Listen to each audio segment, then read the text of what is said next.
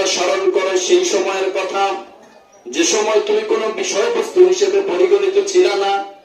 এমন একটা নাপাক পানি থেকে আমি আল্লাহ তোমাকে সৃষ্টি করলাম, যে নাপাক পানিটার মূল্য এই পৃথিবীতে কেউ 1 টাকা দিয়েও কিনবে না, যেটার কোনো মূল্য মানুষের কাছে নাই, যেটাকে আমি নাপাক করে দিয়েছি। আমি আল্লাহ তোমাকে তীরে তীরে বড় করেছি। প্রথম থেকে কাইফা তাকফুরুনা বিল্লাহি ওয়া কুনতুম আমওয়াতান ফাআহইয়াকুম, এখন তোমাকে আমি জীবিত অবস্থায় মায়ের পেট থেকে বের করলাম। ইচ্ছে করলে আমি আল্লাহ তোমাকে মায়ের পেটে লাশ হিসেবে বের করতে পারতাম। আমাদের দেশে এমনও আছে, দেখবেন মায়ের পেট থেকে মরা মানুষ ছেলে হয়, 10 মাস 10 দিন গর্ভে ধারণ করার পর মা জানে কত কষ্ট হলো, কত বেশি পরিশ্রম হলো। সকলকে নিয়ে খাবার খেতে গেলেন, হঠাৎ করে মায়ের পেটে লাথি মেরে দিয়েছে। সকলকে সবাইকে নিয়ে খাবার খাওয়ার সময় মার মুখের মধ্যে লোকমা দিতে পারেন নাই। সবাই নিজের মতো খাবার খায়, তো মা একটা রুমের মধ্যে কোনায় বসে বসে পেটের ব্যথা যন্ত্রণা কাতরাচ্ছে আর আল্লাহর জিকির করছে। ও বান্দা, তুমি তো তোমাকে আমি এমন এমন করে আস্তে ধীরে মায়ের পেটে ধীরে ধীরে বড় করে ফেললাম। মায়ের পেট থেকে তোমাকে আমি বের করলাম সুস্থ।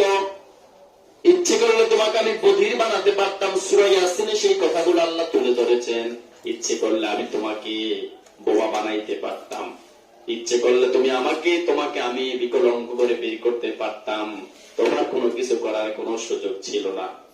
কিন্তু আমি আল্লাহ দয়া করে মায়া করে এত সুন্দর দেহ আমি আল্লাহ তোমাকে দিলাম, চক্ষু দিলাম, কান দিলাম, নাক দিলাম, সব দিয়ে আমি আল্লাহ তোমাকে দুনিয়াতে পাঠালাম। মায়ের পেটে কি করে খাবার খাবা? তোমার তো খাবারের মুখ নাই। যোগ যেমন রক্ত চুষে চুষে খায়, মায়ের পেটে প্রত্যেকটা সন্তান আল্লাহ তার সৃষ্টি কিভাবে জোকের মতো করে বড় করলেন। প্রথম হালকা জোকের মতো হলাম, তারপরে আস্তে আস্তে বড় হলাম। 21 দিন পর একটু পরিবর্তন আসে। প্রথম আমি আল্লাহ গোস্তের টুকরায় পরিণত করলাম, রক্তটাকে রক্তের জমাট রক্তে পরিণত করলাম। মা এবং বাবার শুক্রাণুকে ইসলামকে আমি একত্রিত করে দুইটা জিনিস দিয়ে আমি আল্লাহ তোমাদেরকে রক্তপিণ্ড রক্তে জমাট করলাম। তারপরে রক্ত থেকে তোমাদেরকে আমি গোস্ত বানালাম।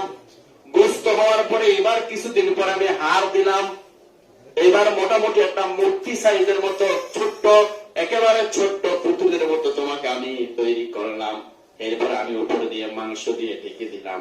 তারপরে কিছুদিন পরে আমি আল্লাহ তোমাকে চোখ দিলাম, কান দিলাম, নাক দিলাম। এরপরে তোমাকে ধীরে ধীরে বড় করলাম। তারপরে পেটের মধ্যে খাবার একটা চাহিদা তৈরি হলো। এখন খাবার খাবা কোন দিক থেকে? আল্লাহ তার দয়ার কথাকে উল্লেখ করে বলছেন, খাবার তো খাওয়া লাগবে, ধীরে ধীরে বড় হওয়া লাগবে। সেজন্য আল্লাহ রাব্বুল আলামিন এত দয়ার আল্লাহ, এত পবিত্র আল্লাহ, তিনি আমাদেরকে আমাদের মুখের সাথে নয়, নাভির সাথে, মায়ের নাভির সাথে একটা তার দিয়া তিনি আমাদেরকে খাবারের ব্যবস্থা করলেন। এই কথাও হাদিসে স্পষ্ট আছে। তিনি বললেন, মায়ের মাসিক অসুখকে আমি আল্লাহ বন্ধ করে দিলাম। ওই মায়ের মাসিক নাপাক রক্তটা এখন যদি তোমার মুখ দিয়ে খাওয়াই, তোমার তো পবিত্র মুখটা নষ্ট হয়ে যাবে। সেজন্য আমি মুখটাকে পবিত্র রাখার জন্য মায়ের সাথে তার দিয়া তথা নার দিয়া, নারী ভরি যেটাকে বলি, ওটা দিয়ে তোমার সাথে, তোমার মায়ের সাথে, তোমার নাভির সাথে সংযোগ করে দিলাম। নাভি টু নাভি তোমার খাবারের ব্যবস্থা করলাম।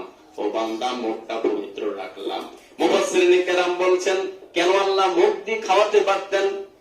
দেখবেন সন্তান জন্মগ্রহণ করার পরে নাভি কাটতে হয়, প্রত্যেকের নাভিটা কাটে কিনা? এটার কারণ হলো আল্লাহ রাব্বুল আলামিন এটা দিয়ে যাবতীয় খাবার দাবার মা যা যা খাইতেন, যা সন্তানের জন্য উপযুক্ত, আল্লাহ ফেরেশতা পেটের মধ্যে একজন দিয়ে বললেন, ও ফেরেশতারা, আমার এই ছোট্ট শিশু বান্দা, এই লোকটা যা যেভাবে খাইতে পারবে, যেভাবে যে এটা সফল, তার জন্য ক্ষতি হবে না। মায়ের শরীর থেকে ওই ভিটামিন গুলো রক্ত সহকারে তার নাভি দিয়ে তার শরীরে দাও। সুবহানাল্লাহ।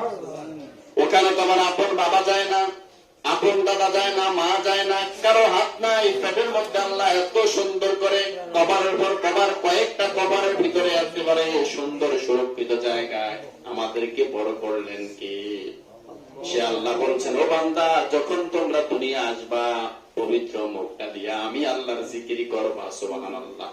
কিন্তু দুঃখের বিষয় হলো আল্লাহ জিহ্বা দিলেন, যে আল্লাহ কি করলেন, দাঁত দিলেন, যে আল্লাহ কথা বলার শক্তি দিলেন, সে আল্লাহর জিকির নাই, সে আল্লাহর কথা নাই। মুখে দিয়ে আপনি দেখবেন, মুরব্বী বলেন, ছোট বলেন, বুড়া বলেন, সবাই দেখবেন সারাদিন কম কথা বলে না। একটু বিবেক দিয়ে ভাবেন, আজকে সকাল থেকে শুরু করে অন্তত এই জুমা পর্যন্ত কতবার আল্লাহকে আল্লাহ বলে ডাকছেন, কতবার আল্লাহর নবীকে দুরূদ পাঠালেন, কতবার আল্লাহর শুকরিয়া আদায় করলেন।